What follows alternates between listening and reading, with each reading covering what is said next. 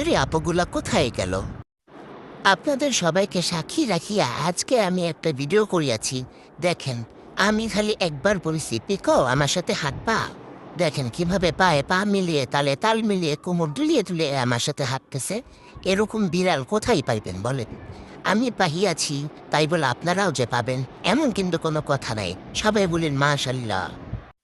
দৃষ্টি আকর্ষণ করছি সুপ্রিয় দর্শকদের, যদি আপনারা একদম সেম টু সেম এরকম বিড়াল চান যে কোথায় উঠবে কোথায় বসবে, তাহলে তাদেরকে স্পেশালভাবে জানিয়ে দেওয়া হচ্ছে আমার সাথে বলেও যোগাযোগ করবেন না, কারণ এমন একটা অতুলনীয় বিড়াল কে হাতছাড়া করবে বলেন? পরে খালি আমারে বাফে একদিন বলছিলে যে তোমার গায়ে নোংরা ময়লা ভরা, তুমি বিছনায় উঠবা না। আর সেই দিন রাত্রে সারা রাত বিছনার তলায় একটা বক্সে শুয়েছিল।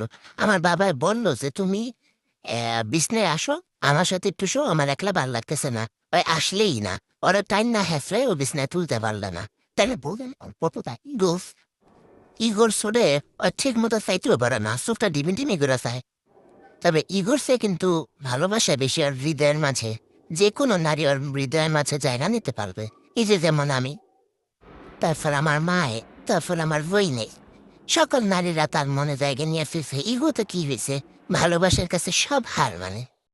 আহারে আমার পিকো, তোমার এন্টিনা একটু নামাও। লেজটা আর কত উঁচায়া তুইবা, লেজটা কি ব্যথা করে না? শুয়ে বললে কে? চলো বাবা চলো, ওপরে চলো। তোমার দুইয়া পিঠে একাকার কুরমাকের বালিতে নেহালে মাখিয়ে গেছে। আসো আসো, এই তো গুড।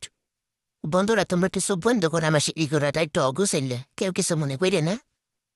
চলো চলো বাবা ঘরে চলো চলো, আসো আসো আসো। এই তো আমার পোলাডা। নিয়মিত ফানি ব্লগ পাওয়ার জন্য সবাই আমার পেজটাকে ফলো দিয়ে পাশে থাকেন। সবাই অনেক ধন্যবাদ। আর ঘরে ঢুকা দেখলে বোঝাই যায় না যে বাড়িটা আসলে কারোর না আমার।